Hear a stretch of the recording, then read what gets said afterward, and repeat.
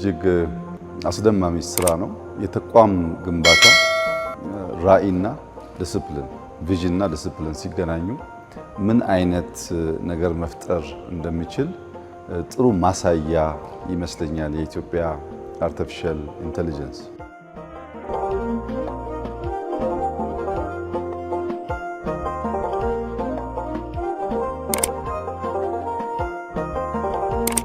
አርቲፊሻል ኢንተለጀንስ 5 ዓመት ገደማ ነው በተቋም መልክ ካስጀመር ነው።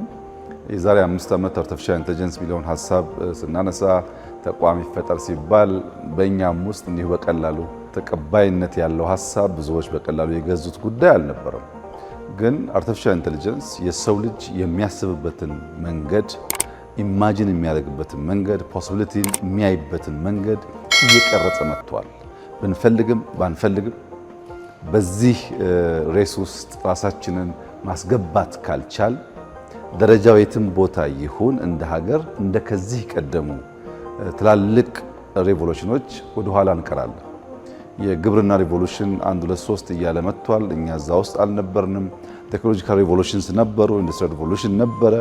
በእነዚያ ሁሉ ውስጥ ኢትዮጵያ በሬና ሰውን ማላቀቅ ሳትችል የኖረችበት ዋናው ምክንያት አዲስ እውቀት፣ አዲስ ልምምድ፣ አዲስ ፈጠራ ሲፈጠር ያንን ነገር ለማወቅ እና ለመከተል የነበረው ጉጉት፣ ዝግጁነት እና እሳቤ አናሳ ስለነበረ ጥሩ ተከታይ ለመሆንም አልቻለም።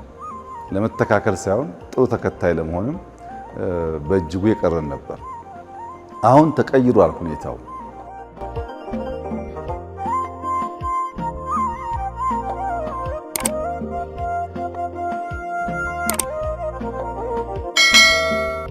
ወጣቶች እንዲህ ያለውን ሐሳባቸውን ይዘው መጥተው ታግዘው ከኢንዱስትሪ ጋር አገናኝተን ሐሳቦቻቸው ሳይሞቱ ሳይጨነግፉ ተወልደው ወደ ቢዝነስ እንዲያድጉ የሚያስችል ኢንቫይሮንመንት በኤአይ መፈጠሩ በጣም ኢምፕሬሲቭ ነው። ከ200 ሰው በላይ አይታችኋል፣ ወጣቶች ሰብስበዋል። እነዚህ ልጆች ከዚህ ከ200 ውስጥ 50 ሰው ተሳክቶለት ፕሮጀክቱ ቢወጣ ከ50 ሰው 10 ሰው የራሱ ኩባንያ ቢፈጠር ከሆነ ዓመት በኋላ ወደ ዩኒኮርን ቢያድርግ ቢሊየነርስ እንፈጥራለን ማለት ነው። መንግስት ይሁነኝ ብሎ አስቦ ትውልድ ላይ መስራት እንዳለበት የሚያመላክት የሚጨበጥ ነገር ነው።